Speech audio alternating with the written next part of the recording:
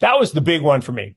When Larry Fink, right, who's the head of the largest asset manager on the planet, BlackRock, who 6 years ago said this was an index of money laundering. Yeah. Bitcoin was an index of money laundering.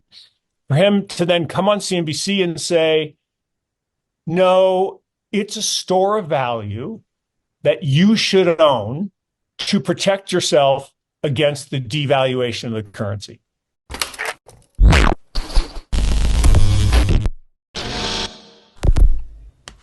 Hey guys, welcome back to Everyday Finance. In this video, Yusko discuss about Bitcoin. According to Yusko, there are many reasons why you should have some of this item in your portfolio because it doesn't have much to do with other things. It keeps your wealth safe because it's a store of value against the value of the currency. Going down, that was the big one for me, when Larry Fink, who runs the world's biggest asset manager, BlackRock, said 6 years ago that this was a sign of money laundering. Then he went on CNBC and said that Bitcoin is not a way to launder money. It's just a way to store value that you should own to protect yourself in case the value of the coin goes down. Yusko, read the stat right before you came on. It's crazy, we now owe $1 trillion more, have been added to the bill in the last 3 months. To put that in context once more, Yusko have to sit here with you for 31,710 years and spend $1 every second millions of times that it took 199 years to get the first $1 trillion in debt in this country. And the last trillion came in just 3 months, and lots of things Yusko discuss, so please watch the video to end. And share this video, and subscribe our channel Everyday Finance. Thanks. Look, people are talking about it in different ways. There's people saying, oh, it was a total failure. I'm like, what are you talking about?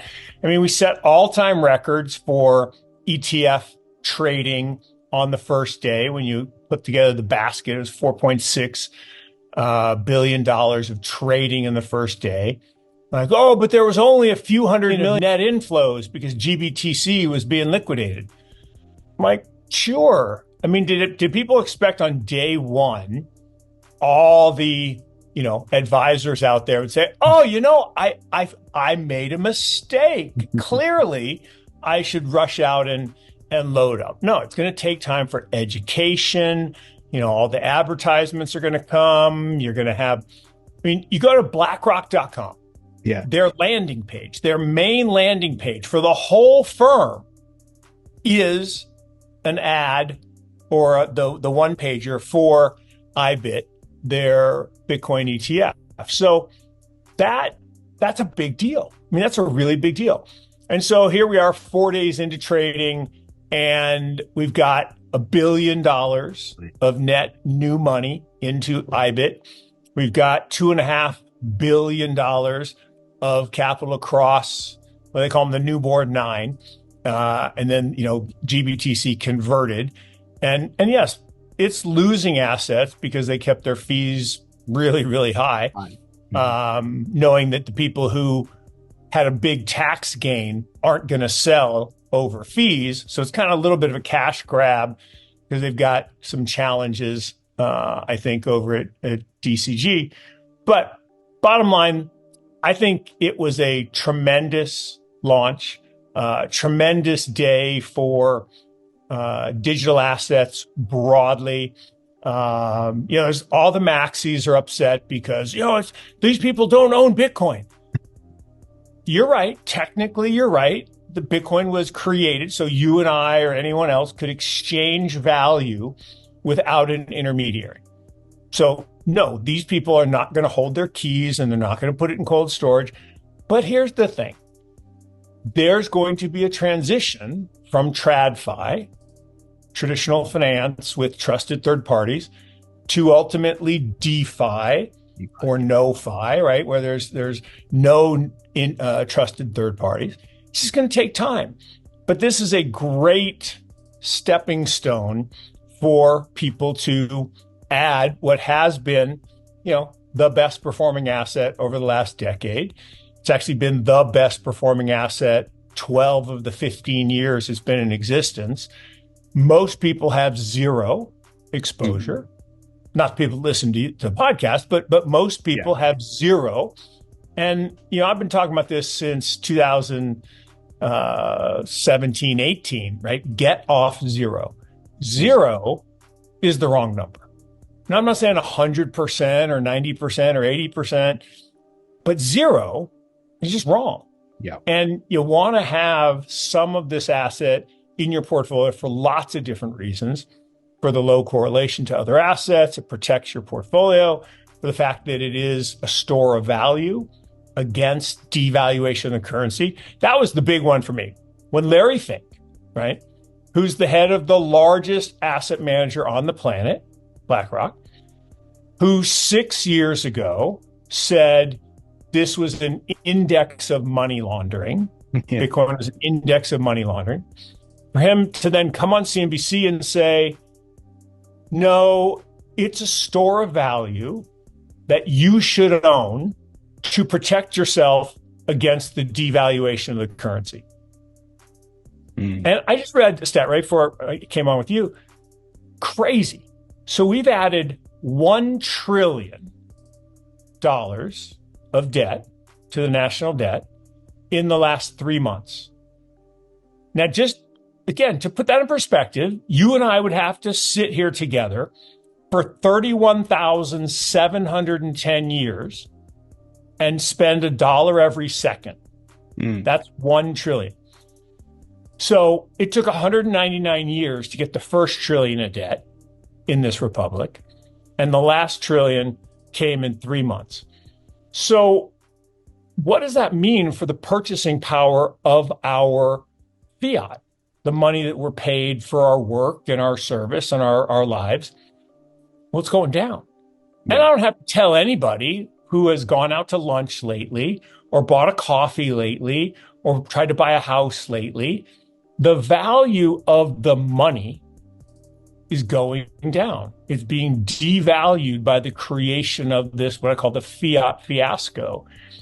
And so having a portion of your wealth in this asset that is the antithesis of an inflationary fiat currency, it's a deflationary store of value.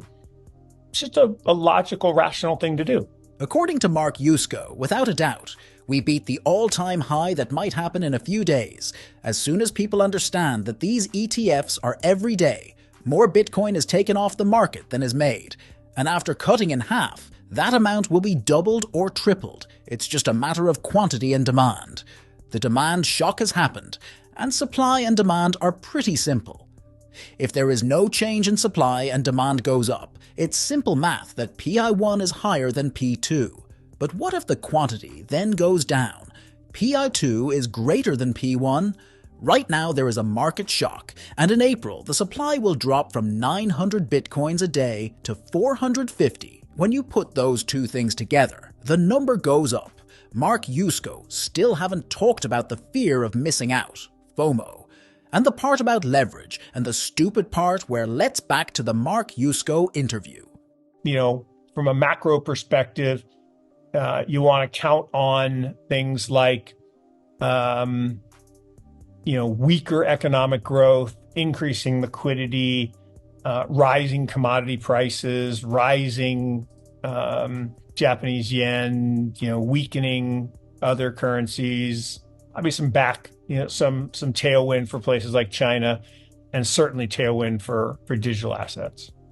I think we hit six figures. I do these 10 surprises every year, and one of mine was, that we hit six figures. We definitely take out the all-time high. That could happen in days, right? Sure. Once people realize that these ETFs are taking out more Bitcoin out of the market than is mined every day, and after the halving, it's going to be 2 or 3 times that. So it's just a supply-demand problem. So we had the demand shock. And, basic supply and demand, right? If demand goes up and supply is fixed, P1 is higher than P2. Basic economics.